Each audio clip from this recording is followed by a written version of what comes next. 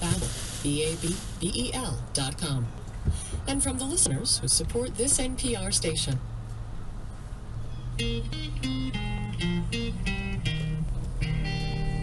This is All Things Considered from NPR News. I'm Michelle Martin, broadcasting from Detroit. All this hour, we've been hearing people reflect on this city's tumultuous past and complicated present. Here's another voice. Pat Watts was 16 years old at the time of the riots. She lived just 2 blocks down from 12th and Claremont, the epicenter. She tells us what it was like when her neighborhood erupted. Of course, we came outside and it was like chaos. Chaos, just everywhere, people everywhere.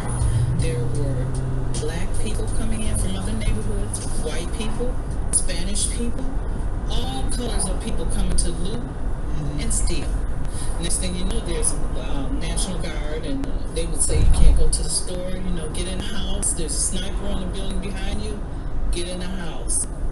I see it as starting off as a rebellion, and once things began to happen, like shooting little boys in the back, because the little boy in the neighborhood was 11 years old. He was going into the 5 and 10 cent store to get what he could get, and they shot him in the back, and he, became paralyzed. That made people angry.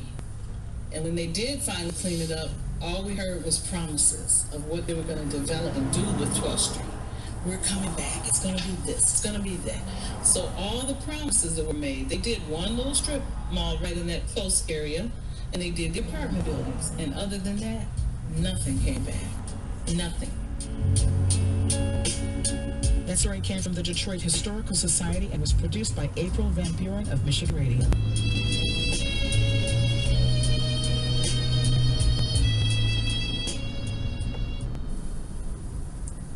We're going to close things out today with a special barber shop. That's where every week we gather a group of interesting folks to talk about what's in the news and what's on their minds. Today, as you might imagine, we want to focus on the subject that brought us to Detroit this weekend, the anniversary of the 1967 riots. Many here prefer to call it the uprising or the rebellion. Whatever you call it, we've been talking about why it happened, what it meant, and if there are any lessons the country can take away from what happened here. Right now, though, we want to focus on what's happening in Detroit today. So we've called people who follow events in Detroit closely. Here for our Shape Up this week are Lester Graham, a reporter for Michigan Radio and co-host of their news show Stateside Bunker. Thank you. Also joining us is Aaron Foley. He's Detroit's chief storyteller. That's actually his official position. He was designated by the mayor. He's also the author of the book, Sorry Mom. It's called How to Live in Detroit Without Being a Jackass. Thank you so much, Aaron, for joining us. You'll have to let us know if there are a lot of jackasses in Detroit that we need to be aware of. Also with us is Rochelle Riley. She's an award-winning columnist for Pittsburgh. Thank you so much for joining us once again. We've benefited from your insights many times over the years, so thank you. So I do want to focus on what's happening now, but I did want to just get a couple of minutes of memories if we could. And Aaron, I'm going to start with you because I know you weren't around then. You probably weren't even thought of then because you were born in '84, but I wanted to know if you grew up hearing about the riot or the uprising or whatever you call it. Did people talk about it when you were growing up? People talked about it, but it's not like we were taught it in schools, and I think that's a really big shortcoming on our part.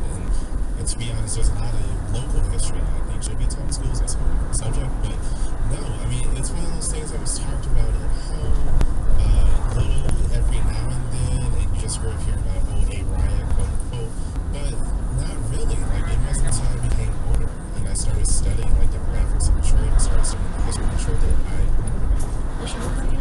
That's such a good point, because not only in Detroit, but outside of Detroit, this is not something that was talked about in the way that you saw it on television. There were people who for years didn't understand why it happened, or tried to, come up with the reasons why it happened instead of focusing on what people had been talking about, and that's the fact that this was a city under siege by the police and poverty and discrimination for decades before it was a city under siege for 5 days. So we really do have to do a better job of the history, and we really have to do a better job of dispelling some of the myths. Lester, what about you? When I first moved to Michigan 14 years ago, I lived in Lansing, and the white folks wanted to tell me about the 1967 riots. That's the only term they use, and their perspective and what I've learned about 1967 are very, very different.